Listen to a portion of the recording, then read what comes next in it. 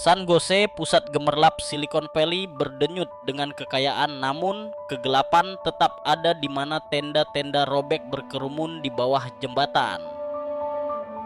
Ribuan orang hidup tanpa rumah, sebuah luka terbuka di kota raksasa teknologi ini. Dokumenter di Amerika bukan sekadar angka, tetapi sebuah tragedi manusia yang terjadi di taman-taman dan sepanjang sungai di mana impian memudar di bawah suara gemuruh jalan bebas hambatan.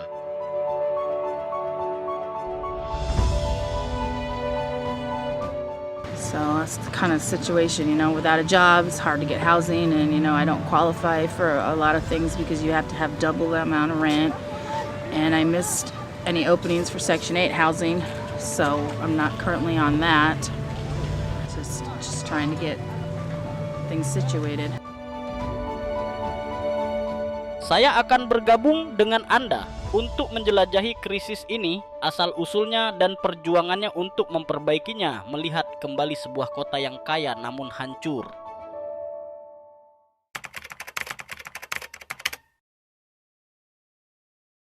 Jalan-jalan San Jose, dan krisis ini terasa begitu mendalam.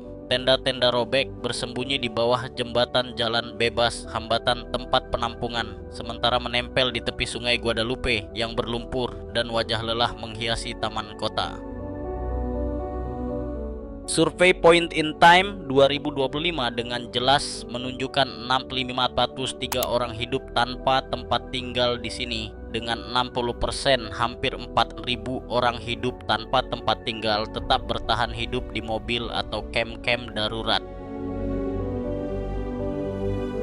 1 dari 5 adalah keluarga dengan anak-anak, sebuah kenyataan yang memilukan ketika kita membayangkan anak-anak tidur di trotoar yang dingin. Lebih dari setengahnya adalah warga lokal yang telah tinggal di lembah ini selama lebih dari 1 dekade sebelum takdir menjadi kejam. Kenalkan Maria, seorang ibu tunggal berusia 38 tahun yang bekerja sebagai asisten administrasi di San Jose. Setelah pemutusan hubungan kerja pada tahun 2023, sewa bulanan sebesar $200 menyedot 60% dari pendapatannya. Tagihan medis sebesar $1,500 untuk Diego. Anak laki-lakinya yang berusia 10 tahun adalah titik pemicu yang mendorong mereka ke dalam sedan tua yang terparkir di dekat sungai Guadalupe.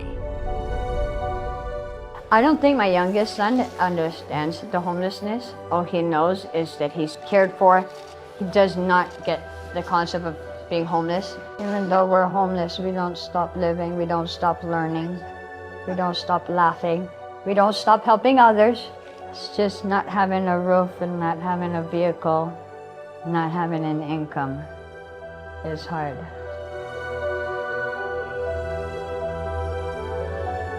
Setiap tahun lebih dari 100 jiwa di Santa Clara County meninggal akibat dokumenter kedinginan, penyakit, atau keputusasaan. San Jose berdenyut dengan kekayaan teknologi gedung-gedung pencakar langit yang berkilau, namun ribuan orang tidur di bawah jembatan impian mereka memudar di tengah gemuruh kota. Dokumenter di Amerika bukan hanya kegagalan kebijakan, itu adalah luka moral pengkhianatan terhadap tetangga veteran dan keluarga di tempat yang penuh dengan kekayaan. Ini bukan hanya angka, mereka adalah kehidupan yang terurai di kota yang bisa melakukan lebih baik. Bayangkan Maria yang menggenggam tangan Diego, dunia mereka dipersempit menjadi kursi belakang mobil. Bagaimana rasanya mengetahui bahwa di negeri para jutawan, ribuan orang menderita seperti ini? Mari kita ungkap mengapa krisis ini terus berlanjut.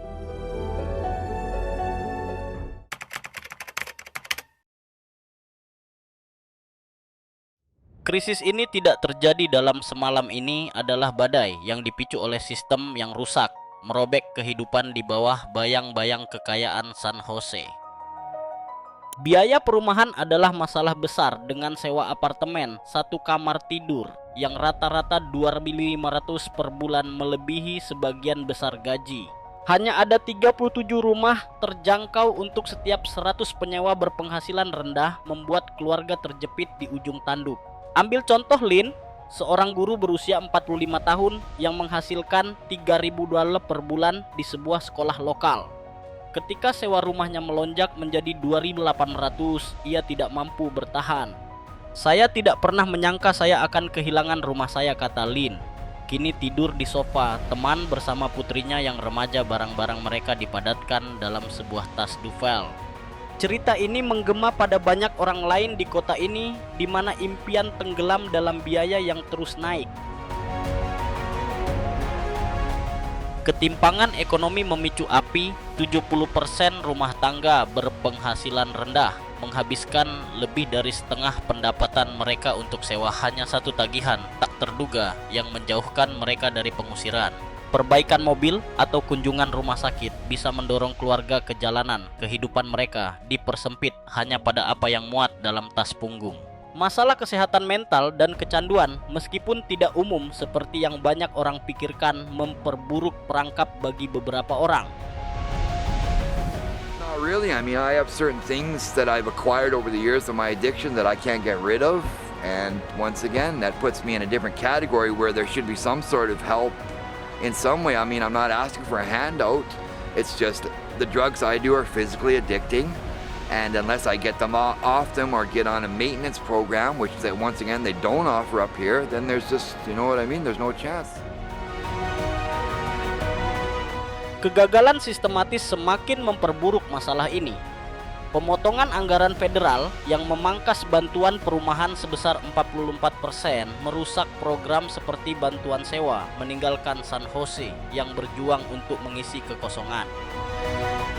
Bayangkan sebuah keluarga yang berpelukan di dalam mobil suara gedung pencakar langit Silicon Valley menghina penderitaan mereka.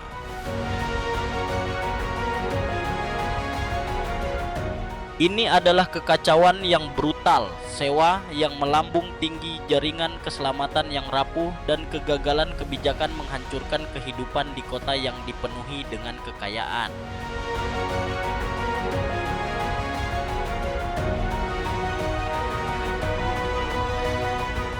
Jalanan berdenyut dengan inovasi, namun ribuan orang terjatuh melalui celah-celahnya masa depan. Mereka disembunyikan seperti bagasi yang terlupakan. Malam-malam Lin yang tidak tidur di sofa yang dipinjam adalah pengingat tajam. Ini bukan hanya tentang angka, tetapi orang-orang yang telah kita abaikan. Apa yang paling mendorong krisis ini? Biaya perumahan yang melambung tinggi, kebijakan yang lemah, atau ketidaksesuaian nilai kita? Mari kita lihat bagaimana San Jose berjuang untuk membalikan keadaan.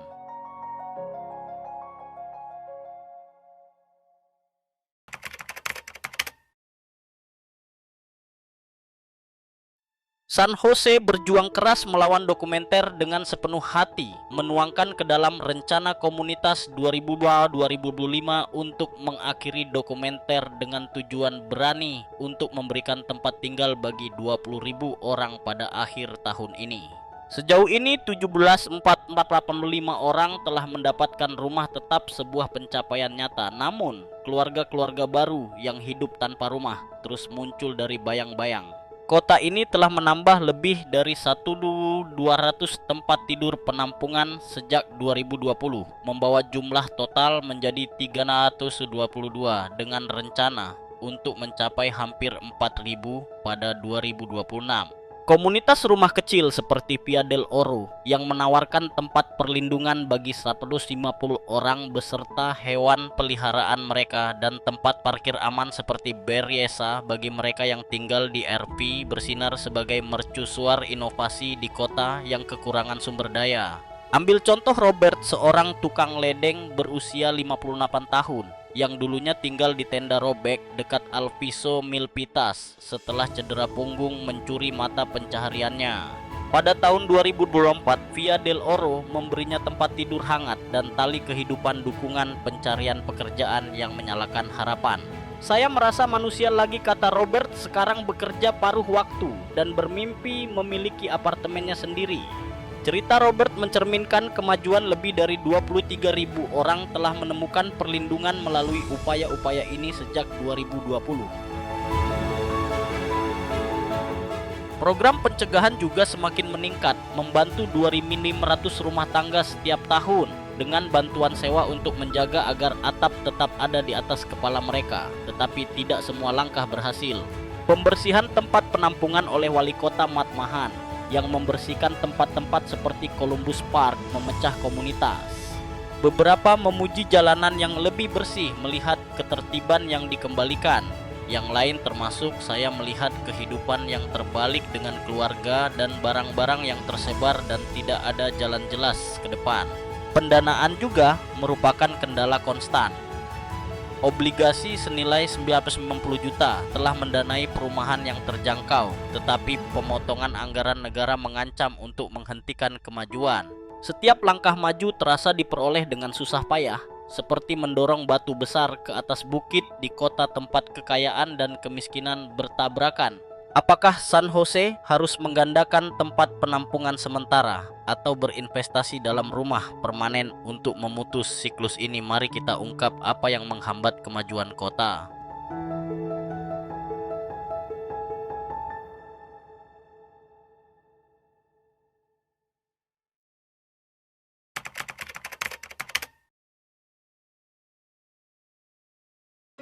Kecanduan semakin memperburuk krisis dokumenter di San Jose dengan fentanyl opioid sintetis yang 50 kali lebih kuat dari heroin menghancurkan kehidupan. Pada 2023, Santa Clara County mencatat lebih dari 200 kematian akibat overdosis 70% terkait dengan fentanyl. Hanya 14% dari orang-orang yang hidup tanpa rumah berjuang dengan penyalahgunaan zat, tetapi bagi mereka itu adalah perangkap yang brutal dengan hanya 300 tempat tidur perawatan di seluruh wilayah. Kenalkan David, seorang tukang kayu berusia 52 tahun yang dulunya membangun rumah di San Jose. Setelah cedera kerja, obat penghilang rasa sakit membawanya pada fentanyl. Itu mencuri segalanya, katanya sekarang tinggal di tenda dekat Coyote Creek, hidupnya tereduksi menjadi tas robek. Murah dan mematikan fentanyl membanjiri tempat-tempat pengungsian dijual di gang-gang gelap di mana keputusasaan berkembang. Dengan sangat sedikit opsi rehabilitasi, pemulihan terasa seperti mengejar bayangan. Ruang gawat darurat tertekan, petugas medis menyelamatkan korban overdosis di bawah lampu jalan bebas, hambatan sirene meraung di malam hari.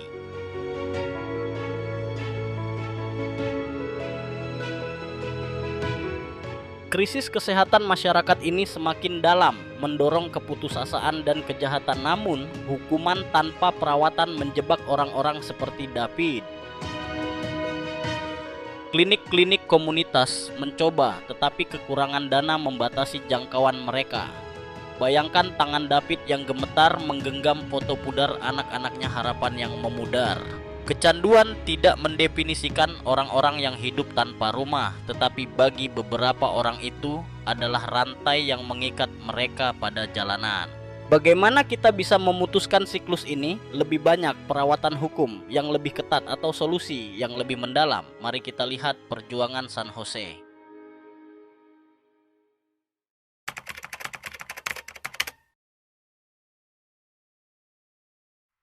Memerangi tunawisma di San Jose terasa seperti mengeruk kapal yang tenggelam dengan cangkir yang retak. Kota ini menghabiskan lebih dari 520 juta setiap tahun untuk biaya terkait perawatan darurat, patroli, polisi, pembersihan taman, namun kemajuan berjalan sangat lambat. Untuk setiap orang yang mendapatkan rumah, 8 lainnya jatuh ke dalam tunawisma gelombang yang tak henti-hentinya merusak harapan. Membangun rumah yang terjangkau adalah pekerjaan besar dengan biaya 800.000 per unit dan lahan yang semakin langka seperti mata air di padang pasir. Bayangkan bulldozer terhenti oleh birokrasi sementara keluarga berkerumun di bawah jembatan, hidup mereka terbungkus dalam tas yang lusuh. Menara-menara teknologi kota menghina penderitaan mereka. Pembersihan tempat penampungan seperti yang terjadi di Columbus Park memicu perdebatan sengit. Ambil contoh Michelle, seorang pegawai 30 tahun yang kehilangan pekerjaan dan rumahnya pada 2023. Tenda yang dibersihkan dalam pembersihan 2024 menyimpan harta terakhirnya, foto keluarga, dan selimut yang usang.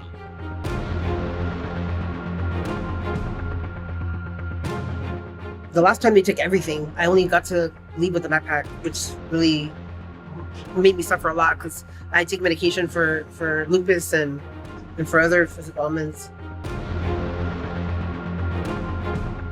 Mereka mengambil seluruh hidup saya, katanya. Kini melipat tubuhnya di bawah jembatan tol. Suaranya tenggelam oleh deru lalu lintas. Pembersihan bertujuan untuk membersihkan sampah dan tenda mengembalikan keteraturan, tetapi dengan hanya 322 tempat tidur penampungan untuk NAS 503 tunawisma, banyak seperti Michelle yang dibiarkan terdampar. Beberapa warga menyambut jalan yang lebih rapi, melihatnya sebagai kemajuan. Lainnya termasuk saya melihat kemanusiaan yang dibuang hidup yang tersebar seperti daun di angin. Penolakan komunitas membangun tembok lain tetangga yang takut akan kejahatan atau penurunan nilai properti berkumpul menentang penampungan menghambat proyek-proyek seperti tempat parkir aman yang diusulkan di pinggiran tenang South San Jose.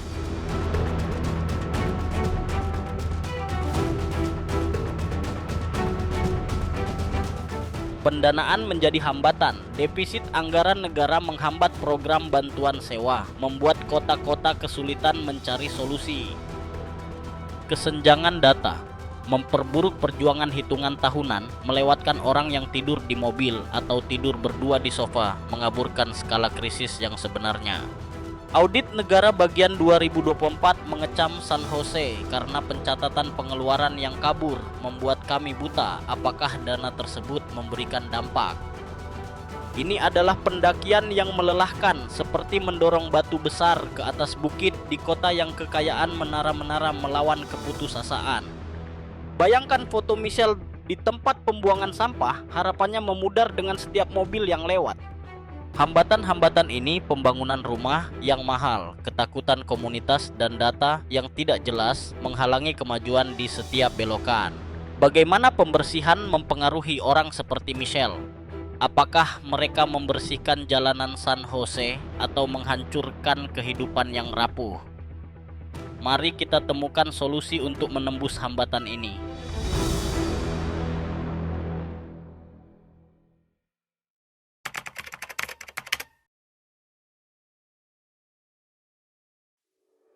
San Jose dapat menghancurkan siklus ini dengan langkah berani yang berpijak pada kenyataan, memanfaatkan kecerdikannya untuk menyelaraskan dengan krisis ini.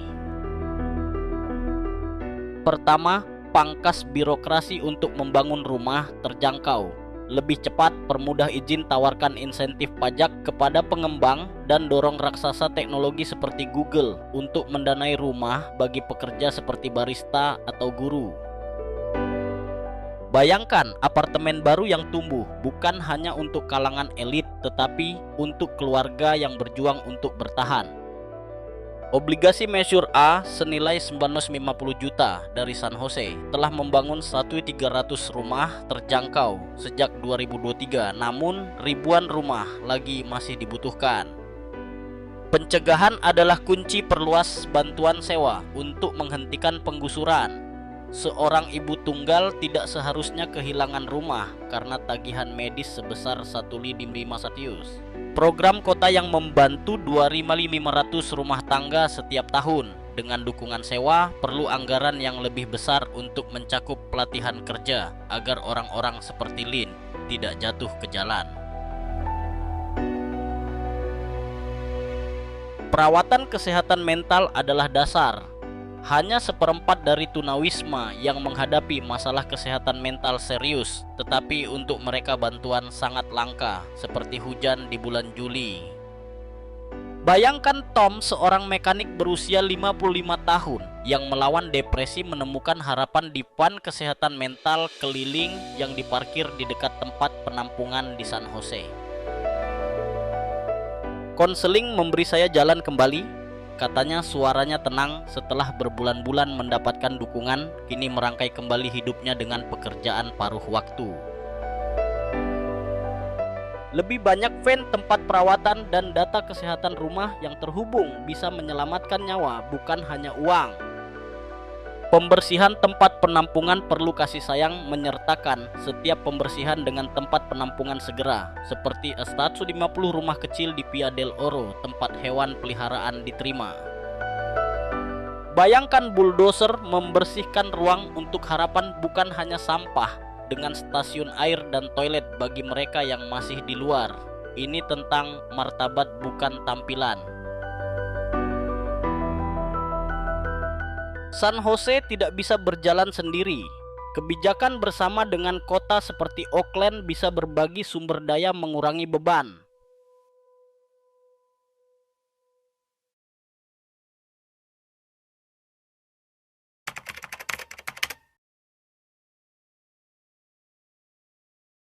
Perjuangan San Jose melawan tunawisma bukan hanya untuk pembuat kebijakan, ini adalah panggilan untuk komunitas untuk bangkit. Kelompok lokal dari gereja hingga organisasi non-profit seperti Destination Home sedang membangun jaring pengaman dengan keberanian dan hati. Relawan melayani makanan panas di tempat penampungan suara, mereka berpadu dengan tawa di tempat-tempat seperti Via del Oro, tempat harapan menyala. Pada 2024, penggalangan dana komunitas mengumpulkan 2 juta untuk program perumahan bukti bahwa tindakan kecil terkumpul. Bayangkan tetangga mengemas kotak makanan, tangan mereka menjembatani kesenjangan antara keputusasaan dan martabat.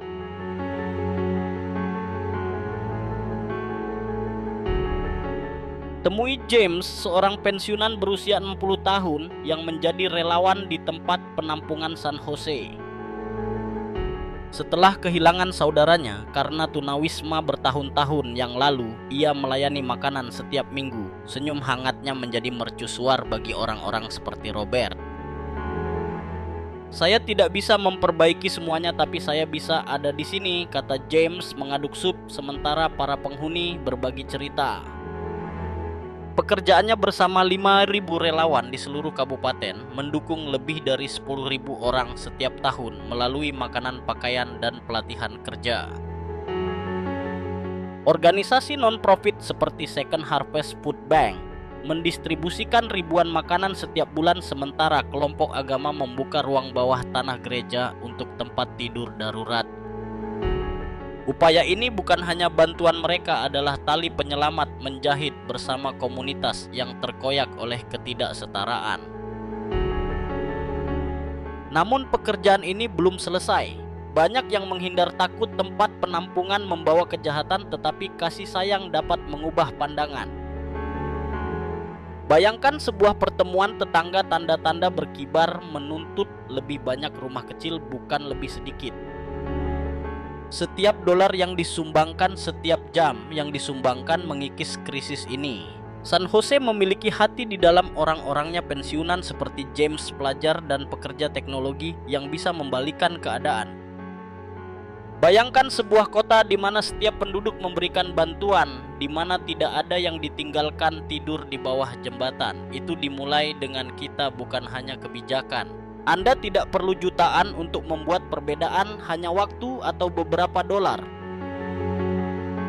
Apa yang bisa Anda lakukan untuk membantu orang seperti Maria atau Robert menemukan jalan pulang? Mari kita akhiri dengan visi untuk perubahan.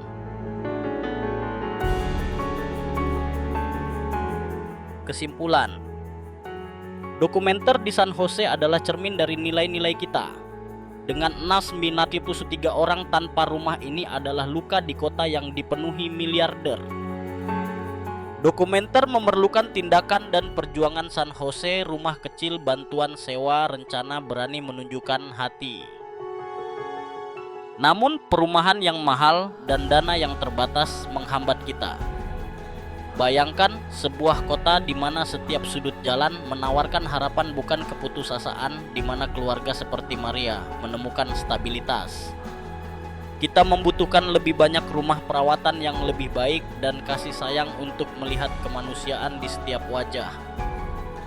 Ini tidak akan berakhir dalam semalam, tetapi dengan tekad San Jose dapat memimpin. Bergabunglah dalam perjuangan Hubung 48 278 420 untuk membantu. Mari kita bangun masa depan di mana tidak ada yang ditinggalkan.